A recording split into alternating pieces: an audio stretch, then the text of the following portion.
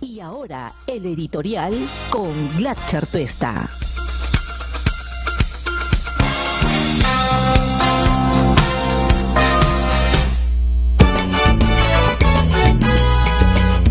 Qué duda cabe, la noticia principal de la jornada del día de hoy, no solo en el ámbito político, sino en el ámbito social, pero también en el ético y el moral, es la decisión que ha tomado la República Oriental del Uruguay al negarle definitivamente el asilo que había solicitado el presidente Alan García Pérez, por considerar que no reúne los requisitos y las consideraciones básicas para configurar un escenario donde se le estaba persiguiendo por sus ideas, por su desempeño o por su comportamiento político. Ha hecho saber Uruguay con su decisión que no solo es una sociedad y un país democrático, sino que tiene claramente identificado lo que es o no una situación de apremio y no ha querido distorsionar ni su trayectoria, ni la condición, ni la institución misma del asilo, que ha sido una figura central en este país para albergar a personas que en otros tiempos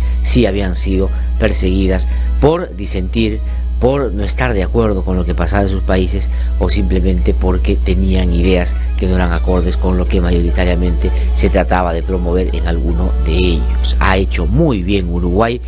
resguardando su tradición, resguardando esa institución y sobre todo salvaguardando a un país que tiene en el ejercicio de sus libertades una de las principales características que lo hace una democracia bastante avanzada, a diferencia de algunos otros países que todavía estamos caminando hacia un ejercicio de esa naturaleza. Una muy buena noticia para nosotros, una muy buena noticia también para Uruguay. Pero ¿cuáles fueron los motivos por los cuales Uruguay decidió no darle el asilo a Alan García? Claramente porque había identificado que este era una manera de tratar de evadir la justicia en un escenario más bien donde Uruguay y otros países han dispuesto por lo menos su voluntad a que se empujen procesos de investigación y de encauzamiento debido de todo aquello que ha significado esta gran corrupción internacional que no solo propiciaron algunas empresas, grandes empresas constructoras del Brasil, sino que en nuestros países encontraron terreno fértil para poder desarrollar de una manera estructurada, de una manera institucional y de alto rango, pues una corrupción que nos hizo tanto daño como todos hemos podido ya no solo ver en torno a las discusiones que se dan en el ámbito de las investigaciones, sino claramente padecer porque mucha de esa plata que se gastó indebidamente podía haber intentado resolver algunos problemas cotidianos de millones de peruanos y peruanas que todavía claman, por ejemplo, acceso o infraestructura menor para asuntos tan cotidianos como postas médicas o escuelas ahí en las localidades que están sumamente desprotegidas y que están, por cierto, todavía en la lista de espera de que cuando cambie esta situación algo de prosperidad pueda llevar para hacer un futuro diferente. ¿Qué cosa es lo que ha dicho Uruguay en relación al asilo? Primero, que lo dijo el propio presidente Tabaré Vázquez, que estuvo, como ustedes saben, acompañado con su canciller, y ambos, Rodolfo Nin, ambos detallaron y dieron una explicación de por qué tomaron esta tan importante decisión. El primer elemento, que me parece que es sustantivo, es que en el Perú hay una democracia y un Estado de Derecho pleno, donde los poderes son autónomos y se contrapesan los unos con los otros. El propio presidente Tabaré Vázquez dijo que no le da el asilo a Alan García porque en el Perú, y lo dijo textualmente o literalmente, funcionan autónomamente y libremente los tres poderes del Estado, especialmente el Poder Judicial. Es decir, es una valoración en base a no solo la información que le envió el Estado peruano, sino una rápida constatación en torno a los casos de corrupción que hoy se vienen investigando. Ese fue el primer elemento. Aquí hay autonomía de los poderes y eso se trae claramente abajo no solo la prédica de Alan García y sus abogados, que uno puede entender que en su desesperación y en siempre consolidar o buscar consolidar la impunidad que los ha acompañado toda la vida, quieran haber buscado esta actitud, han tenido esta actitud escapista, ¿no es cierto? sino también quienes desde otros sectores han venido irresponsablemente tratando de afectar la imagen del Perú para favorecer a quien por uno u otro motivo siguen considerando un líder político atendible desde la política y todavía con cierto vigor. Para nosotros Alan García es un investigado por corrupción que ojalá no tenga asiento ni puesto ya en la política y que este sea el final de una carrera que ha terminado no solo hundiéndolo a él, sino por su irresponsabilidad jalando a su partido a una situación tan precaria como la que él políticamente hoy tiene. En segundo lugar, ¿qué cosa es lo que ha enfatizado Tabaré Vázquez y su canciller Rodolfo Nin? Que la información que se ponderó o la información que se balanceó para poder tomar esta decisión estaba o tiene que ver solamente con aquello que presentaron directamente las partes, es decir, Alan García a través de su pedido, que saben ustedes lo hizo en 2 cartas y además con lo que sus defensores venían sosteniendo en los medios de comunicación, y la respuesta voluminosa que envió el Estado peruano para tratar de rebatir o evitar que se malversara este asilo, que por cierto desde el inicio no tenía pies ni cabeza. Ha enfatizado el presidente Tabaré Vázquez y su canciller, el señor Rodolfo Nin, que han evaluado todo ello. No han evaluado, por ejemplo, las opiniones que dieron las organizaciones no gubernamentales. Una comisión viajó al Uruguay para dar a conocer el punto de vista de la sociedad civil en el Perú, tampoco de las instituciones y tampoco de los dirigentes políticos, por lo que han tenido simplemente a la mano, como cuando uno establece un juicio, no digo en el sistema de administración de justicia, sino en el ámbito de la vida cotidiana, es decir, pondera las dos versiones o los dos puntos de vista y en base a eso evalúa y toma la decisión. No han tomado en cuenta aquello, así que atribuirse que gracias a que unos fueron o dejaron de ir, se hizo o no se hizo tal o cual cosa, es un asunto que Uruguay ha querido dejar claro, no es así, no tiene y no se condice con la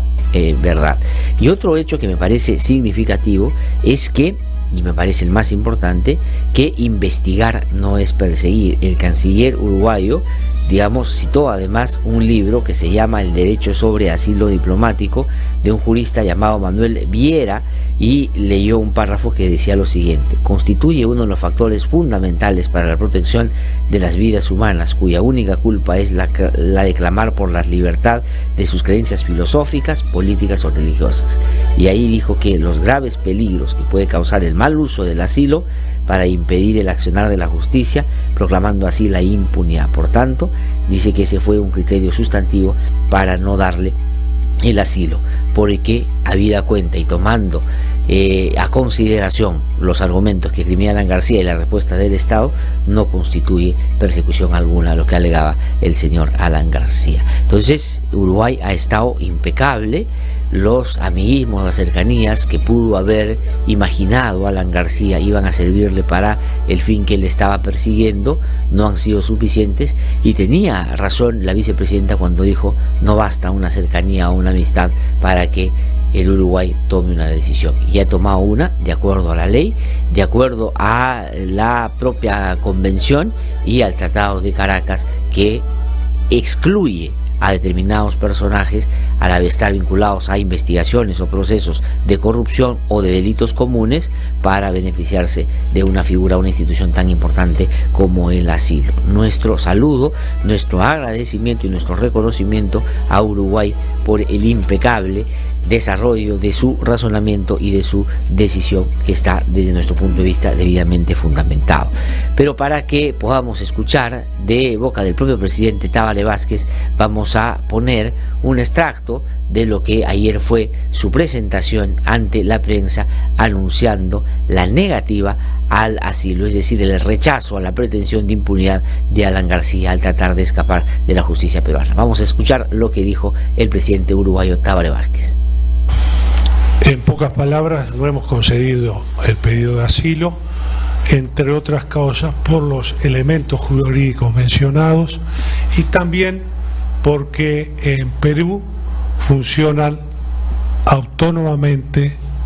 y libremente los tres poderes del Estado, y es precisamente el Poder Judicial el que está llevando adelante las investigaciones de eventuales delitos económicos del expresidente de Perú. Por estas consideraciones estrictamente jurídicas y legales es que el gobierno uruguayo, el presidente y el canciller, como lo establece la ley, no concedemos el asilo político al señor Alan García. Bueno, no hay que agregarle coma alguna, porque está claramente establecido que no le dan, porque eso no constituye una persecución política, ideológica, y claramente, porque lo dice el propio presidente de Uruguay, pues no se puede avalar la impunidad en casos relacionados a delitos económicos y delitos de corrupción. Las reacciones inmediatamente se dieron aquí en nuestro país. Tuvimos la posibilidad de primera mano de entrevistar al presidente del Consejo de Ministros, y esto lo recogen varios medios de comunicación el día de hoy, y nos dijo que Uruguay ha ratificado que en el caso peruano hay un Estado de Derecho, democracia plena y respeto a la institucionalidad. Ahí nomás se pronunció el presidente de la República, Martín Vizcarra, y dijo lo siguiente, y me parece que no solo resume, condensa el punto de vista del Estado en términos más formales e institucionales, sino creo lo que mayoritariamente pensamos en un país que está cansado, indignado ya de que la impunidad y los que poder y plata tienen siempre salgan bien librados, no porque la razón está de su lado, sino más bien por las influencias que pueden manejar para siempre estar bien parados. Pero lo que ha dicho el presidente de la República es lo siguiente: en el Perú nadie tiene corona. Nuestra democracia garantiza la independencia de poderes y el debido proceso. Eso me parece que resume bastante bien lo que todos los ciudadanos y ciudadanas peruanas creemos en este momento. El Perú no es un país en el que alguien tenga corona y todos deben ser tratados por igual estando en la misma situación. Y hoy Alan García es un investigado por corrupción, y esa es la condición primera de alguien que debería ahora no solo cumplir lo que ha dicho, porque Alan García ha mencionado que va a quedarse tranquilo en su casa, que él va a colaborar con la justicia, va a hacerlo de la manera como lo ha hecho con 49 llamados que le ha hecho el Ministerio Público. Pero recordarán que con Alan García hay que escuchar lo que dice, imaginar que puede hacer exactamente lo contrario, y esto no tiene, digamos, más, no es una especulación, sino, digamos, es simplemente una reseña de lo que ha hecho siempre, y lo acaba de hacer después de decir que se somete a la justicia, que no cuestiona ni apela su impedimento de salida, y el día siguiente se va a la casa del embajador de Uruguay. Hay que tener mucho cuidado con García a ver qué paso puede dar, porque en su desesperación puede hacer cualquier cosa. También otros han empezado a matizar el punto de vista que tenían sobre el asilo. El señor Carlos Tubino, que es vocero de Fuerza Popular, un personaje muy caricaturesco en la política peruana, ha dicho: no hay persecución política en el Perú, pero sí operadores políticos en la Fiscalía y el Poder Judicial. Van matizando sus afirmaciones. Y uno de los personajes que, incomprensiblemente, por lo menos desde mi punto de vista, es siempre consultado para hablar de estas cosas, habiendo sido una de las principales avales de la dictadura de Alberto Fujimori, al haber llegado a ser inclusive su vicepresidente, que es Francisco Tudela, que además fue canciller, dice: yo encuentro excesivo el uso que se está dando a la prisión preventiva en nuestro país. ¿Y por qué resalto este punto de vista? Porque este era uno de los personajillos que venía sosteniendo que en el Perú no había garantías, y ahora ha tenido que disimular su también, su derrota, porque él era uno de los avales de Alan García para la pretensión que tenía, con el claro interés, por cierto, de favorecer a los fujimoristas, a quienes seguramente añora y extraña. Pero ahora ha tenido que bajarle el tono y hablar de la prisión preventiva. Y en prisión preventiva es discutible si uno está de acuerdo o no cómo se está aplicando, pero eso tiene maneras en un Estado de Derecho, como ha pasado en el Perú, de discutirse en sede judicial y revertir, como ha pasado en más de un caso, si es que sienten que ha habido algún abuso. Otra cosa que creo hay que preguntar: entonces el asunto del asilo está cerrado, todos los medios lo dicen así, asilo negado, dice el diario El Comercio, Perú 21 dice: nadie te persigue, el diario Gestión: Alan pierde la batalla por el asilo, el diario La República lo mismo, en fin, todos los diarios están titulando sobre este tema. Pero hay otro asunto que me parece puede terminar siendo una consecuencia fatal de lo que acaba de suceder con Alan García. Pues nosotros estamos celebrando, y con razón, como demócratas, como un país independiente, como un país que hace los esfuerzos para mejorar día a día, que Uruguay no se haya metido en la justicia y que no haya propiciado una salida, una escapatoria a alguien que tiene esa costumbre cada vez que está en apremios judiciales. Pero también hay consecuencias, o puede haber consecuencias, en las investigaciones que se vienen llevando a cabo. Y ayer ha habido otro hecho que es muy grave y que da cuenta de que Alan García y Keiko Fujimori, por estar en la situación que están y por todavía tener el poder que tienen, no se van a quedar de brazos cruzados. Ya ayer, a través de lo que desde mi modesto punto de vista es un claro operador de ese sector, el señor Pedro Chávarri, ha dispuesto, o el Ministerio Público ha abierto otra investigación contra José Domingo Pérez, este muy buen fiscal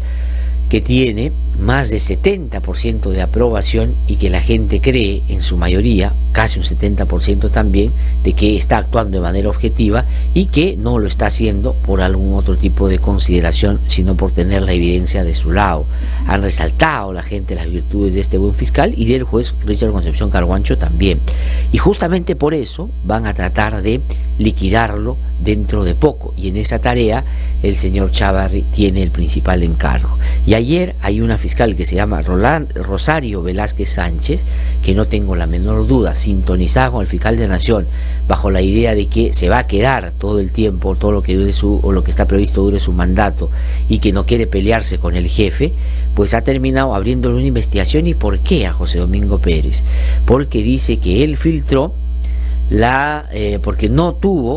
guardó la discreción debida sobre el interrogatorio que él hizo al fiscal de la Nación, Pedro Chávarri. Entonces lo acusa de haber filtrado las preguntas y las respuestas que le dio Pedro Chávarri, que es investigado por ser parte de los cuellos blancos del puerto, según también otra fiscal que ha investigado a esta organización criminal, y ahora resulta que a través de esta fiscal, escuchen ustedes, Rosario Velázquez Sánchez, pues le abre una investigación diciendo que él ha estado filtrando esta documentación, no esta información. Pero el verdadero interés no es determinar si hubo o no filtración, sino desacreditar al fiscal José Domingo Pérez para que, como ya lo dijo en varios espacios, todos aquellos muy amigables con el fiscal y muy coordinados con el fiscal de varios medios de comunicación, salió a decir que él en cualquier momento puede sacar a José Domingo Pérez porque está dentro de su potestad. Y ojo, yo quiero advertir acá, en base a información fidedigna que tengo, que por ahí va a venir la mano y entre poco van a intentar sacar a José Domingo Pérez, y eso debería tener una sola respuesta, una gran movilización ciudadana en contra de lo que puede terminar siendo el atropello en contra de una de las personas que con coraje, valentía, pero sobre todo con rigurosidad, con empeño y con una buena manera de investigar, ha terminado poniendo en su sitio a estos políticos que creían que no les iba a pasar nada. Lo que se está preparando es un operativo para sacar a José Domingo Pérez, y esto que ha hecho esta fiscal Rosario Velázquez Sánchez es solo un elemento más para que ya dentro de poco salga Chávarri y diga: tiene muchas quejas este señor, no puede seguir en el caso, y sacarlo. Y con eso quiere debilitar el equipo de trabajo que investiga los casos Lavallato, para que Vela también renuncie y con eso también perjudiquen a el juez Richard Concepción Carhuancho y no tengan el soporte para poder seguir impulsando esta lucha de corrupción que también valora la población, porque lo está viendo además por la televisión. Entonces esto es lo que se viene. ¿Y por qué se viene eso? Porque los fujimoristas y los apristas están furiosos, están totalmente desencajados, están totalmente desaforados, están totalmente fuera de sí y están buscando una manera de revertir esta situación, y responsabilizan de la situación de Alan García y de Keiko Fujimori a Pedro Chávarri. Inclusive alguno de ellos, ¿no es cierto?, que es muy locuaz y sale en los medios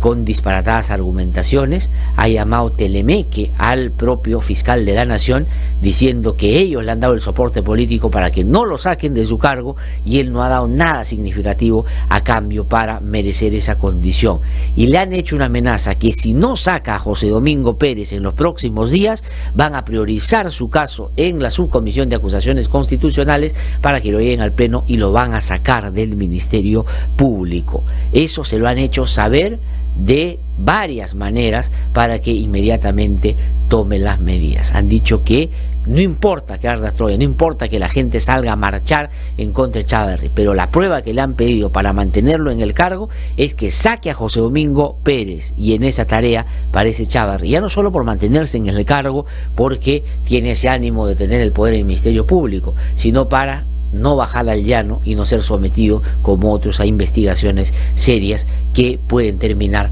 adjudicándole algún tipo de responsabilidad severa en una organización criminal de la cual, según el Ministerio Público, puede haber de alguna manera formado parte. Ojo, advertimos de este programa que esa es la manera como hoy día están reaccionando los fujimoristas y los apristas, y ya le han hecho saber a Pedro Chávarri que si no saca a José Domingo Pérez en los próximos días, lo van a sacar del Ministerio Público. Vamos a ver cómo reacciona este personaje que lamentablemente no solo ha ensuciado la imagen del Ministerio Público, sino claramente ha perjudicado y está perjudicando no el funcionamiento y el trabajo de estos fiscales valientes que lo están haciendo a contracorriente, sino desmejorado significativamente el valor que la gente le está dando al Ministerio Público, y solo está resaltando el ámbito muy concreto de la actuación de estos fiscales. Advertidos estamos entonces que por ahí va a venir la mano, y esto se lo han hecho saber, se lo han dicho en todos los tonos, y él está buscando la manera de cómo lo va a hacer.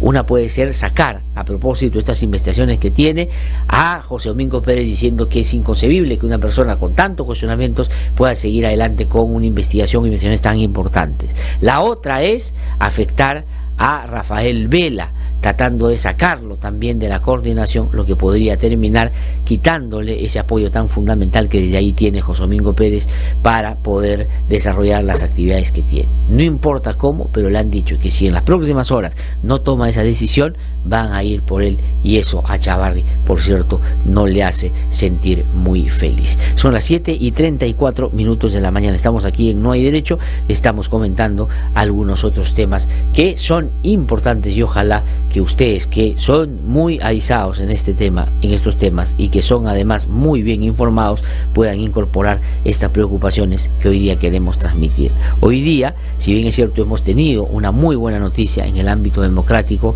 porque no solo el Perú por Uruguay ha sido considerado como un país donde hay respeto y restricto a las libertades y hay un equilibrio de poderes, sino que eso ha tenido como consecuencia lógica que la impunidad no gane en esta oportunidad. Pero quienes están relacionados con estos que presuntamente cometieron actos de corrupción van a seguir reaccionando, y una de esas cosas que van a hacer o tratar de hacer dentro de poco es sacar a José Domingo Pérez, ¿no? Ayer Mauricio Mulder, que es uno de los defensores de Alan García, hay algunos que dicen, y con razón, que él no ha estado involucrado en ningún acto de corrupción porque nunca ha estado además en cargo ejecutivo, y le atribuyen que en ese sentido no es una persona que esté manchada. Pero yo no sé si defender tanto a alguien como Alan García ya termina poniéndote de alguna manera también muy cerca de ese lado. Me parece, la verdad, un asunto que ahora es bien difícil de revertir porque ha entrado ya a una ida sin retorno, pero en algún otro momento debió pensar si embarcarse tanto